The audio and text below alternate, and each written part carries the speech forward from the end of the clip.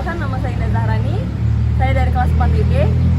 Jadi di video kali ini saya akan menjelaskan tentang CPR atau biasa yang dikenal dengan Cardiopulmonary Resuscitation atau juga biasa dikenal dengan istilah RJP, resusitasi jantung paru dalam bahasa Indonesianya.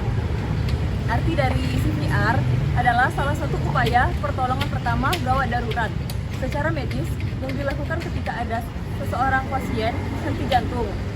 Tujuan dari CPR adalah untuk mengembalikan kemampuan bernapas serta sirkulasi darah dalam tubuh seseorang pasien.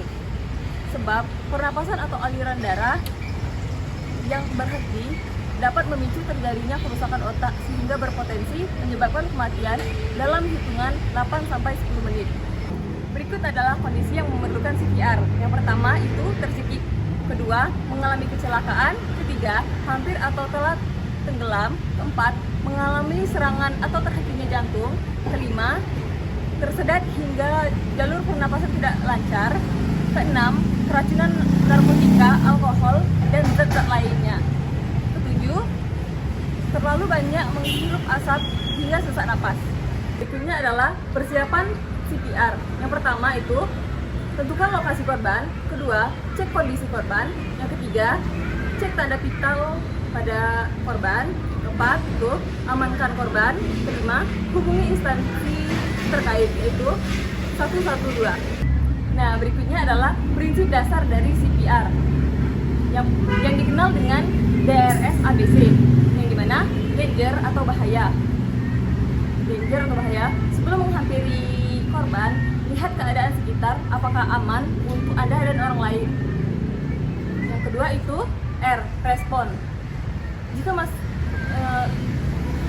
tanyakan korban terlebih dahulu, apakah kamu baik-baik saja atau senggol korban tersebut. Nah, jika tidak ada respon, lakukan shoot for help atau meminta tolong pada orang-orang sekitar. Berikutnya A, airway atau jalan pernapasan. Tegakkan kepala korban dengan hati-hati seperti ini. Lalu, sebelum melakukan CPR, kita harus menelpon 112 terlebih dahulu, dan sebelum ambulan datang, kita melakukan CPR dari instruksi call center tersebut. Nah, berikutnya circulation. Pastikan jantung korban berdetak, karena jika tidak, maka kita harus melakukan tindakan CPR. Berikutnya, prosedur CPR. Yang pertama, letakkan korban pada permukaan datar dan keras untuk memastikan bahwa korban mendapatkan penekanan yang adekuat. Kedua, pastikan bagian dada korban terbuka untuk meyakinkan penempatan tangan yang benar dan untuk melibat recoil dada.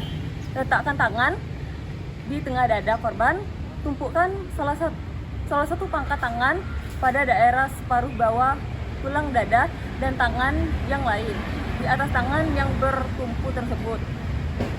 Yang ketiga, lengan harus lurus 90 derajat terhadap dada korban dengan bahu penolong sebagai tumpuan atas. Tekanan dada dengan kecepatan 100-120 kali per menit dengan kedalaman minimal 5 cm, tetapi tidak boleh lebih dari 6 cm. Selama melakukan penekanan, pastikan bahwa dinding dada diberikan kesempatan untuk mengembang kembali ke bentuknya semula atau recoil penuh. Keempat, berikan 2 kali bantuan napas setiap selesai melakukan 30 kali penekanan dada dengan durasi selama 1 detik untuk tiap pemberian nafas. Pastikan dada mengembang untuk tiap pemberian bantuan nafas.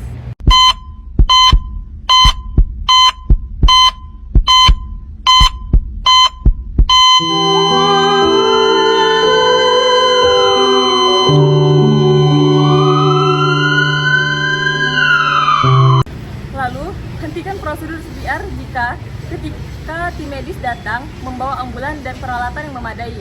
Lalu, yang kedua, denyut nadi sudah tidak terasa dan suhu tubuh keadaan badan mulai dingin.